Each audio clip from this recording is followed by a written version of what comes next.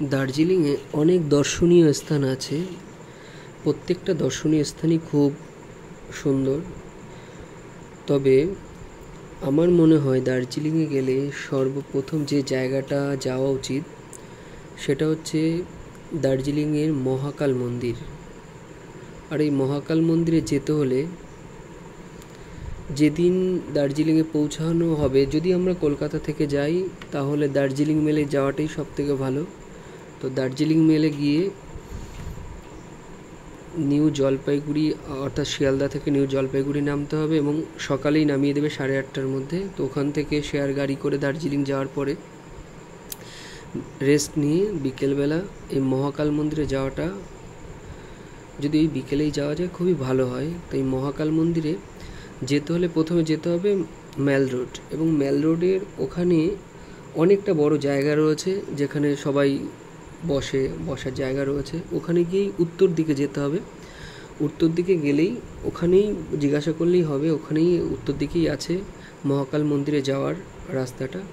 তবে যারা বয়স্করা আছে তাদের ক্ষেত্রে খুবই কষ্টকর, কারণ মন্দিরটা অনেকটাই উপরে যেতে হয়। তো যারা বয়স্করা আছে তারা যাদের সঙ্গে ফ্যামিলি যারা আছে তাদের সঙ্গে যাওয়াটাই ভালো। তো যারা কখনো যাওনি তো দার্জিলিং গেলে অবশ্যই প্রথম দিনই মহাকাল মন্দিরে যাওয়ার অনুরোধ রইল। ওখানে গেলে সত্যি মাইন্ডটা অন্যরকম হয়ে যাবে। আমারও স্বপ্ন ছিল মহাকাল মন্দিরে যাওয়ার, তো আমি যেতে পেরেছি। তো মহাকাল মন্দিরে একটা ইতিহাস আছে যে মহাকাল মন্দির হলো একটি পবিত্র হিন্দু মন্দির। এই মন্দিরটা হচ্ছে ভারতের পশ্চিমবঙ্গের দার্জিলিংয়ে অবস্থিত, যা হিন্দু দেবতা আর কি আমাদের যে শিব, তো শিবকেই উৎসর্গ করা হয়েছিল। আর আমরা তো জানি যে শিব হচ্ছে হিন্দুদের তৃতীয় দেবতা হিসেবেই ধরা হয়। এই মন্দিরটা স্থাপিত হয়েছিল 1782 খ্রিস্টাব্দে লামা দোরজে রিনজিং দ্বারা। এটা নির্মিত হয়েছিল। এটি অবজারভেটরি পাহাড়ের উপরে অবস্থিত। হিন্দু ও বৌদ্ধদের সংমিশ্রণেই এটা তৈরি।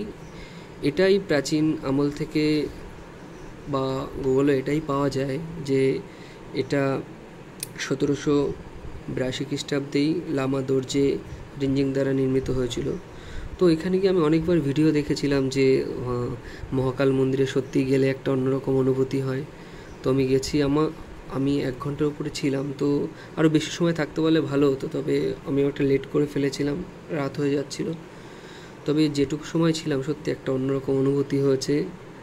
আমি অনুরোধ করব প্রত্যেকে দার্জিলিং গেলে অবশ্যই প্রথমেই মহাকাল মন্দিরে যাওয়াটা উচিত।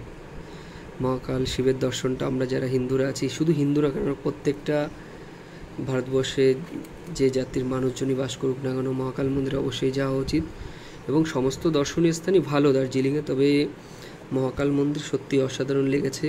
এবং যারা যাওনি তারা প্লিজ ওখানে যাবে, কিন্তু অনেকটাই উপরে উঠতে হবে। সেটা আমি বারবার বললাম, যদি বয়স্ক যারা আছে তাদেরকে নিয়ে যেতে হয় তো প্রবলেমে পড়তে হতে পারে। তো তাদের সঙ্গে যদি কয়েকজন যায় তাহলে খুব ভালো হয়। তবে ওখানে বসার জায়গা রয়েছে খুব সুন্দর, জুতো রাখার আলাদা ব্যবস্থা করা, পরিষেবা খুবই ভালো। আর ওখানে যে বসার জায়গাগুলো রয়েছে ওখানে বসে একটু সময় কাটাতে পারলে প্রত্যেকের খুব ভালো লাগবে।